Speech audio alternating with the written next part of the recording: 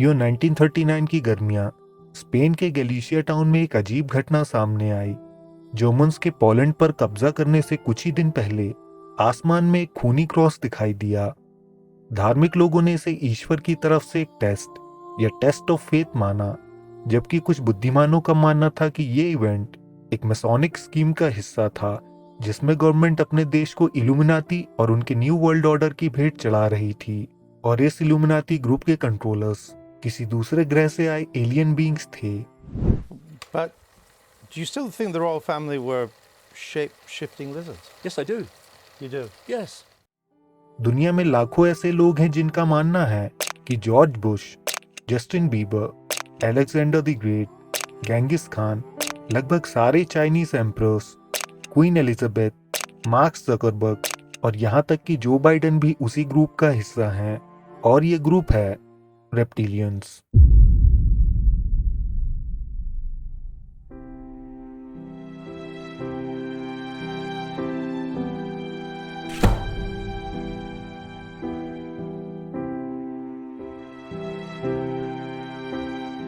जनवरी 29, 1934 newspaper Los Angeles times में ये story publish हुई।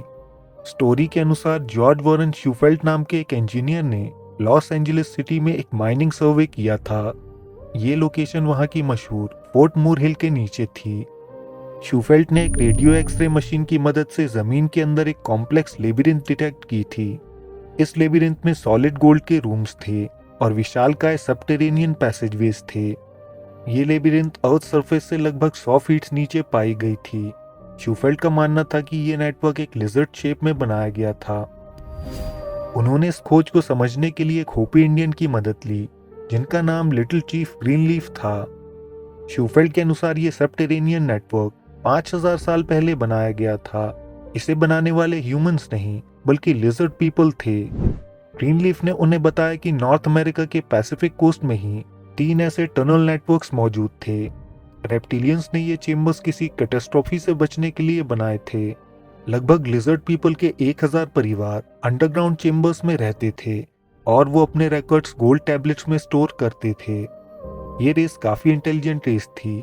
इनके 9 साल के बच्चों का दिमाग अमेरिका के ग्रेजुएट स्टूडेंट से ज्यादा होता था। शूफेल्ट के पास फंड्स की कमी थी और हालात उनके खिलाफ थे। वो इन चेम्बर्स को बाहर निकालने में असफल रहे थे।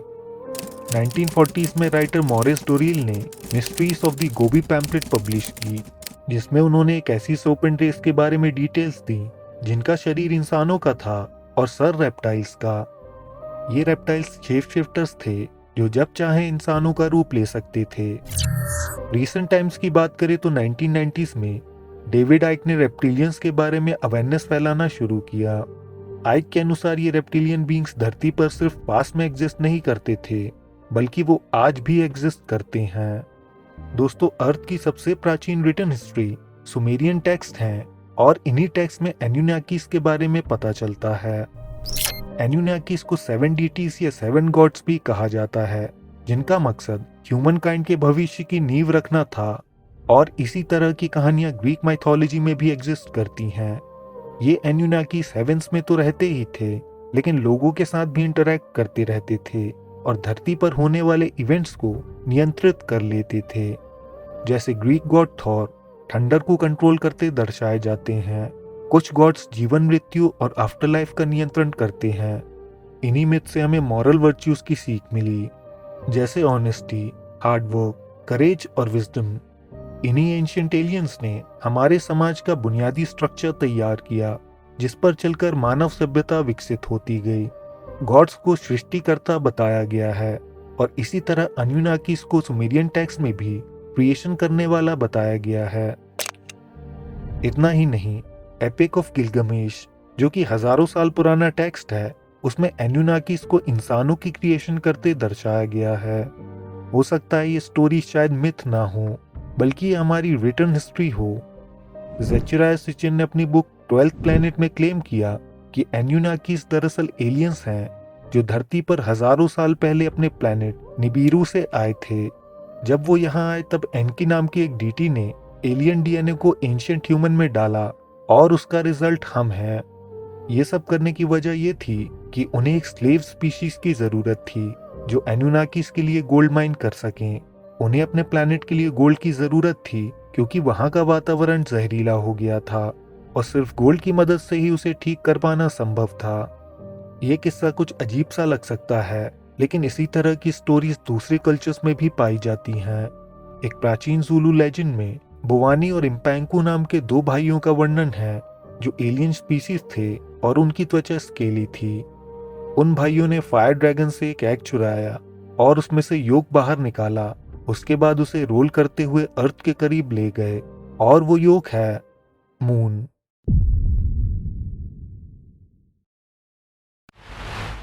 दोस्तों, कुछ प्राचीन टेक्स्ट में ऐसे समय का वर्णन किया गया है जब मून एग्जिस्ट ही नहीं करता था। एरिस्टोटल ने पैलेस्टियंस के बारे में लिखा है जो प्राचीन ग्रीक सभ्यता का हिस्सा थे। वो तब यहाँ रहते थे जब मून एग्जिस्ट नहीं करता था। रोड्स के अपोलोनियस ने भी ऐसे टाइम के बारे में लिखा है जब मून एग्जिस्ट नहीं करता था। ग्रीक हिस्टोरियन प्लूटार्क ने अर्केडियंस के बारे में लिखा जो ग्रीस में रहने वाले एंशिएंट लोग थे। प्लूटार्क ने उन्हें प्री ल्यूनर पीपल कहा, जिसका मतलब होता है ऐसे लोग जो चंद्रमा के पहले से यहाँ मौजूद थे। बिना चंद्रमा के आसमान के सबूत धरती के दूसरे भाग में भी पाए गए। बोलीविया की प्राचीन साइट टिवानकू में ऐसे सिंबल्स मौजूद है जो मून को अपने ऑर्बिट में आते हुए दर्शाते हैं और यह घटना रिकॉर्डेड हिस्ट्री के हजारों साल पहले घटी थी। ज़ूलू और दूसरे कल्चर्स की माने तो चंद्रमा फॉर्म नहीं हुआ बल्कि उसे बनाया गया है, वो भी धरती में नहीं बल्कि कहीं और। ज़ूलूस के लेजेंड की माने तो चंद्रमा को गैलेक्सी के दूसरे हिस्से में बनाया गया है जहां से बोवामी और इम्पैंकू आए थे। इस मून को मॉनिटरिंग स्टेशन की तरह बनाया गया था जिससे ह्यूमंस यानी हम पर नजर रखी जा सके, और जिन्होंने मून को बनाया था वो थे रेप्टिलियंस। डेविड आइक ने लगभग 20 बुक्स कॉन्स्पिरेसी थ्योरीज के बारे में लिखी हैं, लेकिन वो सबसे ज्यादा मशहूर अपनी रेप्टिलियन थ्योरी की वजह से हैं। आइक की माने तो ह्यूमन के साथ यहाँ shape shifting reptilian humanoid beings रहते हैं जिन्हें आर्कॉन्स कहा जाता है। जो ज़ूलू लेजेंड में बोवानी और इम्पैंकू की बात की गई है वो दरअसल आर्कॉन्स ही हैं। सुमेरियंस इन्हीं दोनों को एनकी और लियो कहते हैं और यही एनुन्नाकीस के रूलर्स भी हैं। एलियंस की ये रेस अंडरग्राउंड अर्थ में एग्जिस्ट करती है, लेकिन इनमें से कुछ हमारे बीच धरती की सतह पर भी हैं कि वो ह्यूमैनिटी को अपने नियंत्रण में रखें और उन्हें आर्कॉन्स की एग्जिस्टेंस का पता ना चल सके। ये गवर्नमेंट के हाईएस्ट लेवल्स में बिजनेस और टेक्नोलॉजी के साथ साथ बैंकिंग सेक्टर में भी मौजूद हैं। इनके कब्जे में मेजर मीडिया कंपनीज भी हैं। ये इंसानों के जीवन से संबंधित हर क्षेत्र में अपना प्रभाव रखते हैं और यही असली इल्यूमिनाटीज हैं।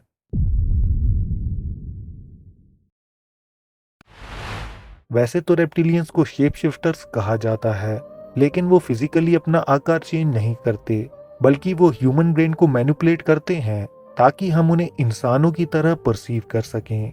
रेप्टिलियंस की पावर दरअसल उनकी रियलिटी के परसेप्शन को बदलने की क्षमता में है और इसके लिए वो टेलीपैथी नहीं बल्कि टेक्नोलॉजी का इस्तेमाल कर रहे हैं। डेविड की माने तो चंद्रमा न केवल एक स्पेसक्राफ्ट है बल्कि वो एक होलोग्राफिक प्रोजेक्शन डिवाइस भी है।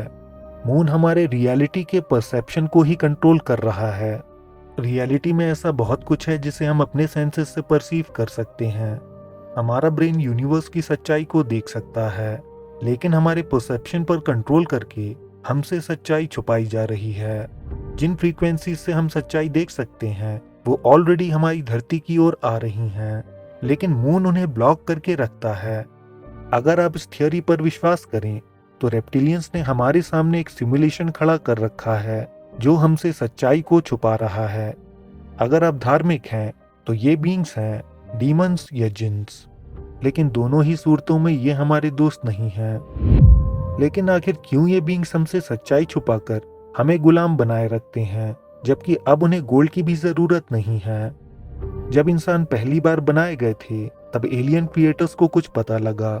धरती पर रहने वाले बाकी जानवर इंस्टिंक्ट से चलते हैं, इससे ज्यादा कुछ नहीं।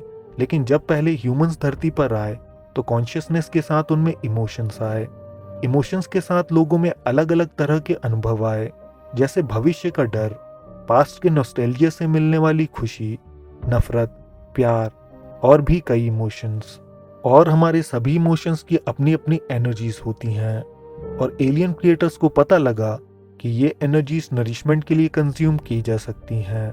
बदकिस्मती से नेगेटिव इमोशंस की ऊर्जा उनके लिए सबसे ज्यादा पोषक थी। कुछ विसल ब्लोअर्स का तो यहाँ तक कहना है कि ह्यूमंस के नेगेटिव इमोशंस की ऊर्जा रेप्टिलियंस के लिए ड्रग एडिक्शन की तरह काम करती है। अगर हम अपनी सच्चाई को देख पाते तो हमें पता होता कि हमारी चेतना या आत्मा हायर एग्जिस्टेंस की ओर मूव कर सकती है, वो भी ठीक हमारी मृत्यु के बाद। लेकिन हमारी ऊर्जाओं को खाने वाले ये बींग्स हमें इस चक्र में फंसा कर रखते हैं। ये फोर्स रीइंकार्नेशन थियरी है, और ये प्रोसेस किसी चमत्कार से नहीं बल्कि एक इक्विपमेंट से कंट्रोल की जाती है जिसे सोल रिप्लेसर कहते हैं। एक विशाल बॉक्स जैसा क्यूब डिवाइस जिसे मून पर इंस्टॉल किया गया है। आपकी जानकारी के लिए बता दें कि हमारे धर्म ग्रंथों में वर्णन मिलता है कि मरने के बाद पुनर्जन्म से पहले आत्मा का निवास चंद्रलोक में होता है। चंद्रमा में इंस्टॉल ये क्यूब हमारी कॉन्शियसनेस को चंद्रमा से धरती की ओर रिडायरेक्ट करता है, बार बार लगातार, और वो ऐसा हजारों सालों से करता आ रहा है। ये साइंस फिक्शन की तरह लगता है, लेकिन दिसंबर 6, 2021 को कई स्केप्टिक्स ऐसे थे जो इस थियरी को मानने लगे। उस दिन गलती से एक ल्यूनर प्रोब ने सोल रिप्लेसर की तस्वीर ले ली। जॉन लियर ने अपनी पहली उड़ान 14 वर्ष की उम्र में भरी थी। वो जल्द ही CIA के लिए कॉन्ट्रैक्ट पायलट बनी और उन्होंने कई एविएशन रिकॉर्ड्स बनाए। लेकिन जॉन लियोन सबसे ज्यादा मशहूर अपनी एलियन थियरीज के लिए हैं। इन्होंने बहुत सी इंफॉर्मेशन सोल कैचर के बारे में दी है। जॉन के अनुसार सोल कैचर एक क्यूब के साथ मौजूद 6 मील ऊंचा टावर का मैकेनिज्म है जो सोल्स को अपनी ओर अट्रैक्ट करके धरती की ओर रीडायरेक्ट कर देता है। लेकिन मून के अलावा और भी कई जगह ये सोल कैचर्स इंस्टॉल किए गए हैं। आपका अगला जन्म कहाँ होगा ये निर्भर करता है कि आपकी आत्मा मरने के बाद किस सोल कैचर के पास जाती है। जॉन और डेविड की थियोरीज पर विश्वास करें तो ह्यूमैनिटी रीइंकार्नेशन के ऐसे एंडलेस लूप में फंसी हुई है जहां हमारा मकसद सिर्फ अपने एलियन क्रिएटर्स की भूख मिटाना है, और उनकी भूख हमारे नेगेटिव इमोशन से शांत होती है। इस थ्योरी के सपोर्टर्स का कहना है कि जब कभी भी डरावने मेजर इवेंट्स होते हैं जैसे कि युद्ध या कैटास्ट्रोफीज, उसके पीछे हमारे जेलर एलियंस का हाथ होता है। ये तस्वीर दिसंबर 6, 2021 में चाइनीज रोवर ने ली थी, जिसमें हम सोल क्यूब को देख सकते हैं। चाइनीज ने इस ऑब्जेक्ट को मिस्ट्री हट नाम दिया है। डॉक्टर सिल्वर एलिस ने अपनी book humans are not from the earth में बताया है कि ह्यूमन दूसरे प्लैनेट्स पर रहने वाले बींग्स हैं। उन्हें हजारों साल पहले यहाँ लाया गया और निएंडरथल्स के साथ मेट करवाया गया, और उनकी हाइब्रिड स्पीशीज हम हैं। हमें यहाँ 60,000 से 2 लाख साल पहले लाया गया और हम हाईली एडवांस बींग्स हैं।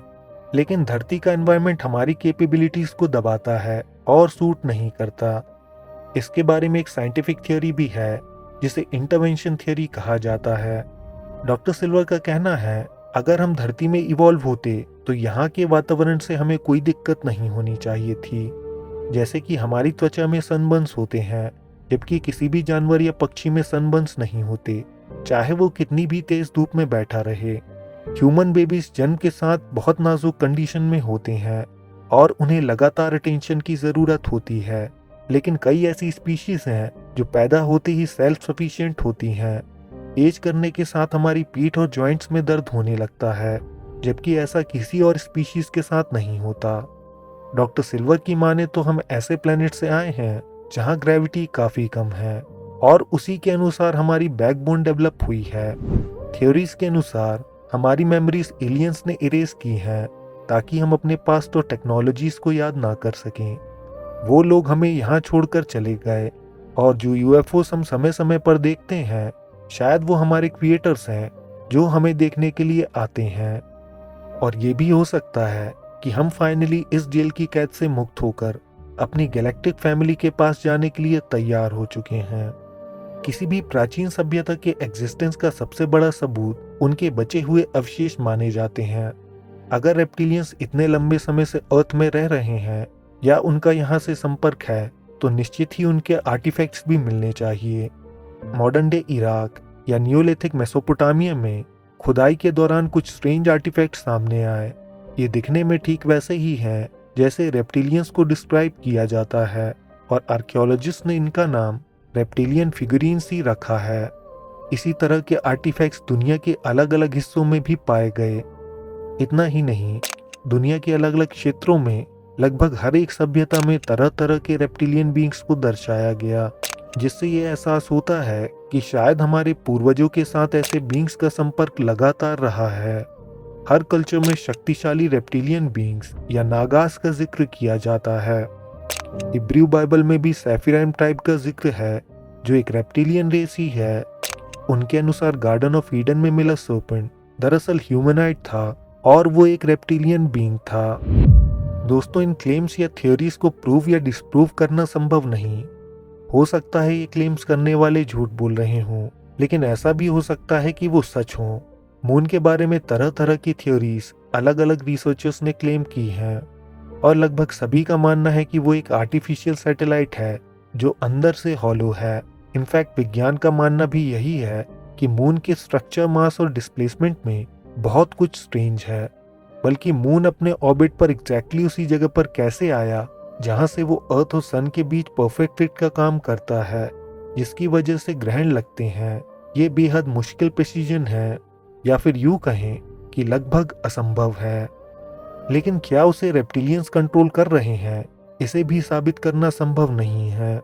डेविड आइक 19 से रेप्टिलियन एजेंडा एक्सपोज करते आ रहे हैं, लेकिन क्या वो सच बोल रहे हैं या फिर झूठ, ये आपको तय करना है।